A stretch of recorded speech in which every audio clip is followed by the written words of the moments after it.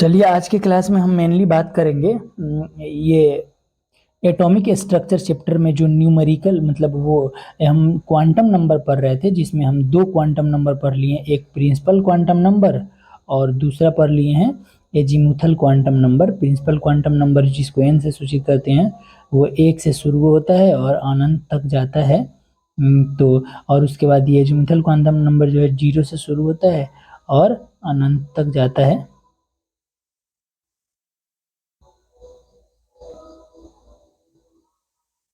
तो मेनली हम यहाँ पे ये बात करने वाले हैं कि इससे रिलेटेड न्यूमेरिकल क्या बनता है। तो हम थोड़ा न्यूमेरिकल पे अगर बात करें तो न्यूमेरिकल के तौर पे हम आपको ये बताने का प्रयास करेंगे कि क्वेश्चन किस वे में और क्या पूछता है।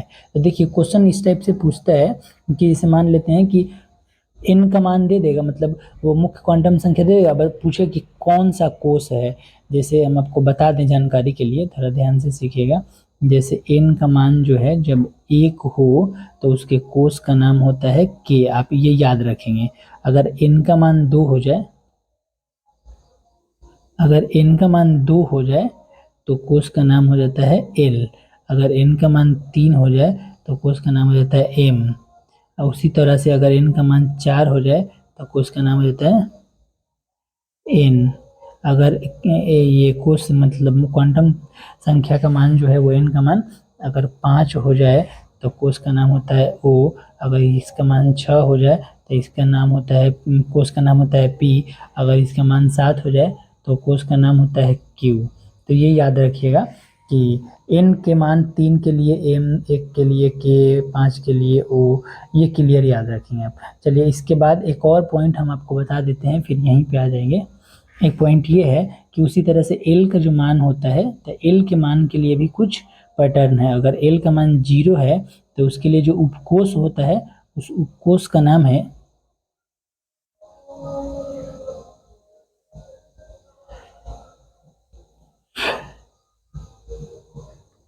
अगर l का मान 0 है तो उसके उपकोष का नाम होता है s। अगर l का मान 1 हो गया तो उसके उपकोष का नाम होता है p। अगर l का मान 2 हो जाए तो उपकोष का नाम होता है d।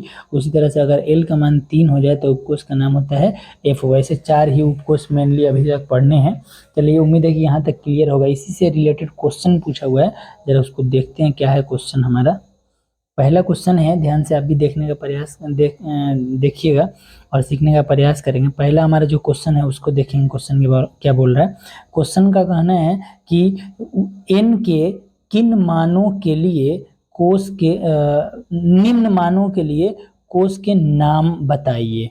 तो यहाँ पे देखिएगा n का मान पहले दिया है 3, तो जो n का मान 3 दिया है तो इसके लिए कोष का नाम क्या होगा। तो देखिए 1 नंबर रहता है तो k होता, 2 नंबर रहता है तो l होता, 3 नंबर है तो m होगा। तो इसका आंसर नीचे दिया है कि n बराबर 3 के लिए जो m का नाम बोले वो कोष का जो नाम होगा वो m होगा। चलिए अब अगला है n बराबर 1, तो n बराबर 1 के लिए जो कोष का नाम है वो k होगा। उसी तरह से n बराबर 5 के लिए, तो 5 नंबर में k से स्टार्ट कीजिए, k l m n o, 5 number में o आता है तो n बराबर 5 के लिए कोष का नाम o होगा। उसी तरह से अगर आगे बात करें तो अगला हमारा क्वेश्चन है n बराबर 2 के लिए। तो n बराबर 2 के लिए तो पहला है k और दूसरा है l, तो l कोष होगा। n बराबर 6 के लिए तो k l m n o p, p कोष होगा। उसी तरह n बराबर 4 के लिए n कोष होगा। चलिए उम्मीद है कि इतना समझ में आया होगा। उसी तरह से हम आपको और क्वेश्चन दे देते हैं, जरा उसको कंप्लीट कर लीजिएगा कि n बराबर 7 के लिए कौन सा कोष होगा, n बराबर 2 के लिए कौन सा कोष होगा, n बराबर 0 के लिए कौन सा कोष होगा। ये 3 माइंडेड क्वेश्चन आपके लिए है, इन तीनों को क्लियर करके और कमेंट में बता दीजिएगा। फिर आगे हम बात करते हैं अगले क्वेश्चन पे, इसी से रिलेटेड क्वेश्चन है।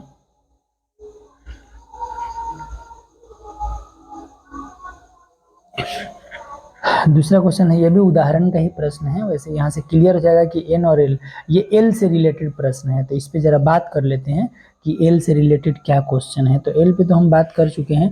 l का जो मान होता है वो 0 से शुरू होता है, फिर 1, फिर 2, फिर 3। 0 होता है वो s को सूचित करता है, 1 होता है वो p को सूचित करता है, 2 होता है वो d को सूचित करता है और 3 होता है वो f को सूचित करता है। तो क्वेश्चन क्या है इससे रिलेटेड ये देख लेते हैं जरा एक बार।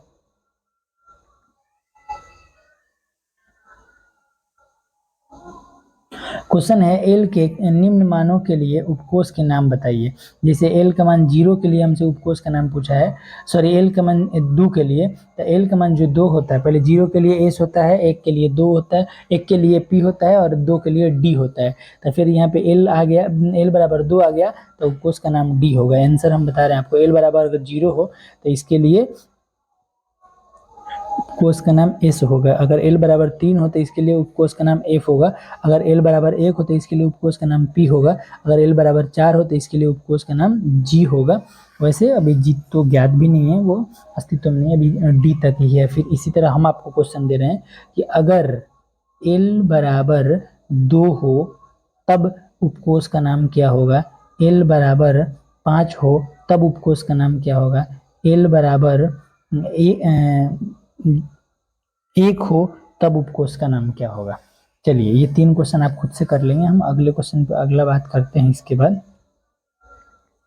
उदाहरण नंबर मतलब क्वेश्चन नंबर 3 पे, क्वेश्चन नंबर 3 यहाँ पे देखिएगा, आपको स्क्रीन पे दिख रहा होगा। क्वेश्चन है कि एन व एल के किन मानों के लिए उपकोष, निम्न मानों के लिए उपकोष का नाम बताइए। इसमें हमसे पूछ दिया है उपकोष का नाम, कि उपकोष का नाम क्या होगा। तो देखिएगा वो जैसे यहाँ पे दिया है पहला क्वेश्चन में n बराबर 3 और l बराबर 2, n बराबर 3 और l बराबर 2। तो सबसे पहले बात ये है कि l बराबर 2 का मतलब है l बराबर 1, 0 का मतलब होता है एस, 1 का मतलब होता है पी और 2 का मतलब होता है डी। तो सबसे पहले बात की उपकोष का नाम तो डी होगा।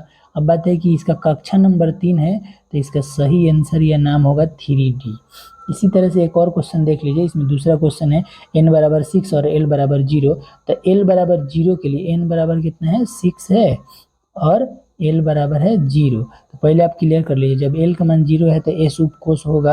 अब इसका संख्या 6 है, माने क्वांटम मुख्य क्वांटम संख्या, तो इसका आंसर हो जाएगा 6s। इसी तरह से अब देखते जाएंगे। यहाँ पे आंसर दिया n बराबर 3 और l बराबर 2, तो उसके लिए यहाँ पे उपकोष का नाम दिया 3D। उसी तरह n बराबर 6 है, l बराबर 0, तो इसके लिए उपकोष का नाम दिया 6s। उसी तरह से n बराबर 4 और l बराबर 1, तो l बराबर 1 के लिए p और ये 4 है तो 4p। इसी तरह से हम आपको क्वेश्चन दे रहे हैं कि n बराबर 3 और l बराबर 2 तब उपकोष का नाम क्या होगा। ये क्लियर कर लीजिएगा। ये पहला क्वेश्चन है, एक दे रहे हैं प्रैक्टिस के लिए। और दूसरा क्वेश्चन है कि n बराबर 5 और l बराबर 0 तब उपकोष का नाम क्या होगा। ये 2 क्वेश्चन आप बना करके कमेंट में कर दीजिएगा। चलिए हम इसके बाद का वो उदाहरण नंबर 4 पे बात करते हैं, जो लास्ट उदाहरण होगा। फिर उसके बाद ये वीडियो इतना ही तक रोकेंगे, क्योंकि प्रैक्टिस का ही क्वेश्चन था सब। और पिछले वीडियो में आप बता रहे थे कि आप वो न्यूमेरिकल टाइप कराइए, तो इसमें देख लीजिए क्वेश्चन क्या क्या है। क्वेश्चन है कि निम्न में इलेक्ट्रॉन्स की कुल संख्या क्या होगी। इलेक्ट्रॉनों की संख्या बोला है। पहले हम इलेक्ट्रॉन की संख्या का आपको फॉर्मूला और पैटर्न बता देते हैं, आप याद रखिएगा। जैसे n का जो मान होता है 1 से स्टार्ट होता है, फिर 2, फिर 3, उसके बाद फिर 4, फिर 5, फिर 6, फिर 7, इसी तरह जाता रहता है। तो इसमें इलेक्ट्रॉन्स की संख्या का फॉर्मूला होता है, इलेक्ट्रॉन की संख्या का फॉर्मूला होता है 2n स्क्वायर। अब बात ये है कि 2n स्क्वायर जो है, तो n का मान अगर 1 रखेंगे यहाँ पे, तो 1 का स्क्वायर 1 फिर 2, तो मतलब कि जो पहला n का मान 1 है, जो जो कक्षा k होता है, इसमें इलेक्ट्रॉन की संख्या हो जाएगी 2। और 2 रखेंगे यहाँ पे फॉर्मूला में, तो जब 2 रखेंगे तो यहाँ पे क्या होगा, 2 का स्क्वायर 4 और 2 8, तो दूसरा के बाद l नाम का जो कक्षक माने कोष आता है, इसमें इलेक्ट्रॉन की संख्या हो जाएगी 8। उसी तरह से अगर 3 रखेंगे तो 3 का स्क्वायर 9 दूना 18 हो जाएगा। फिर 4 रखेंगे तो 16 दूना 32 इलेक्ट्रॉन्स हो जाएंगे। फिर 5 रखेंगे तो 25 दूना 50 इलेक्ट्रॉन्स हो जाएंगे 5 नंबर कोष में। और उसी तरह से अगर आगे बढ़ते चलें तो इसके 36 दूना 72 इलेक्ट्रॉन्स हो जाएंगे। और 7 का बात करेंगे तो फिर 7 का स्क्वायर 49 दूना 98 इलेक्ट्रॉन्स हो जाएंगे। अब अगला पॉइंट है कि इससे रिलेटेड क्वेश्चन क्या है हमारा। अच्छा, जरा एल पे थोड़ा सा और बात कर लेते हैं। अगर एल का अगर मतलब ये दिया हो, जैसे एल का मान दिया हो, तो उसके लिए ये इलेक्ट्रॉन्स का फार्मूला क्या होता है। तो जब एल का मान दिया हो उसके लिए इलेक्ट्रॉन्स निकालने का फार्मूला होता है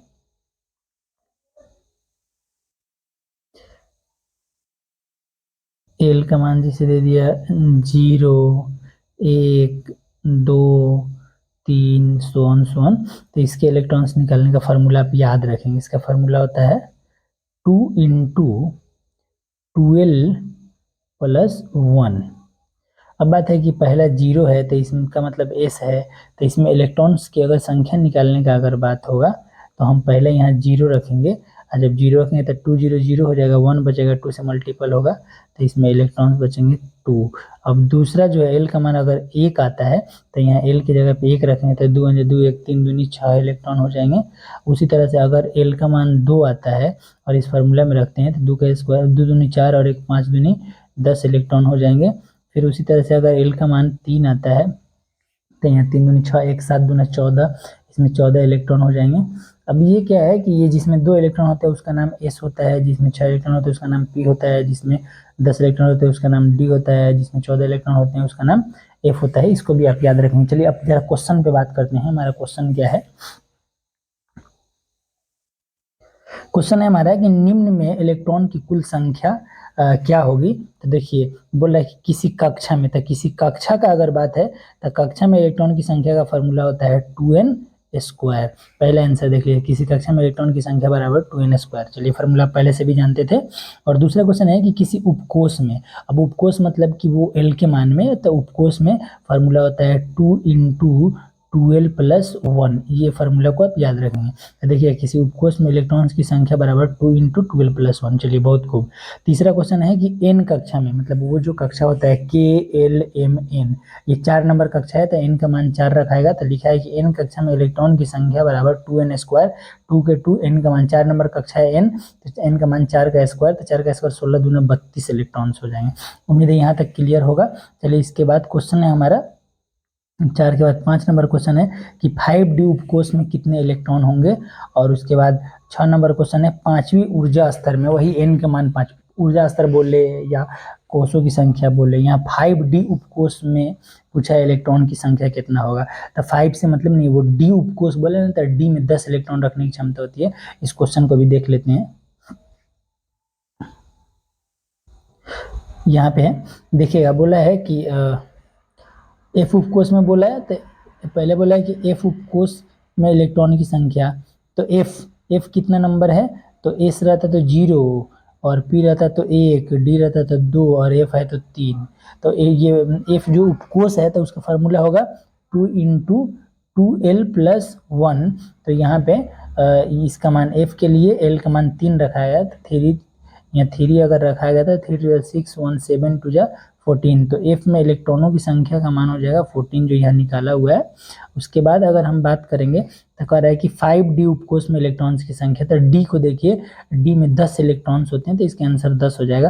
बोले 5वीं ऊर्जा स्तर में, 5वीं ऊर्जा स्तर का मतलब कि एन का मान 5, तो वही फार्मूला रहेगा 2n स्क्वायर। तो फिर 5 का स्क्वायर करेंगे, 2 गुना करेंगे तो 5 का स्क्वायर 25 दूना 50। चलिए यहाँ तक उम्मीद है कि क्लियर होगा। इसके बाद हम आगे बात करते हैं यहाँ पे कि हम आपको कुछ क्वेश्चन देते हैं जिसको आप प्रैक्टिस करके आइएगा। क्वेश्चन के तौर पे हम आपको दे रहे हैं कि अगर बोल दे हमसे कि 6d में इलेक्ट्रॉन की संख्या कितना होगा, पहला क्वेश्चन है। दूसरा क्वेश्चन है कि ऊर्जा स्तर 7 में इलेक्ट्रॉन का संख्या कितना होगा, ये बताइए। और तीसरा क्वेश्चन है कि मुख्य क्वांटम संख्या n बराबर 3 में इलेक्ट्रॉन की संख्या कितना होगा, ये बताइए। ये 3 क्वेश्चन और पीछे भी क्वेश्चन दिए, उन सबको प्रैक्टिस करके आप कमेंट में जरूर बताइए। चलिए आज का क्लास यहीं तक। अगर वीडियो अच्छा लगे तो शेयर और लाइक ज़रूर कर दीजिएगा। फिर मिलते हैं अगले वीडियो में जिसमें हम सीखेंगे मैग्नेटिक क्वांटम नंबर और स्पिन क्वांटम नंबर। ठीक है, बेस्ट ऑफ लक।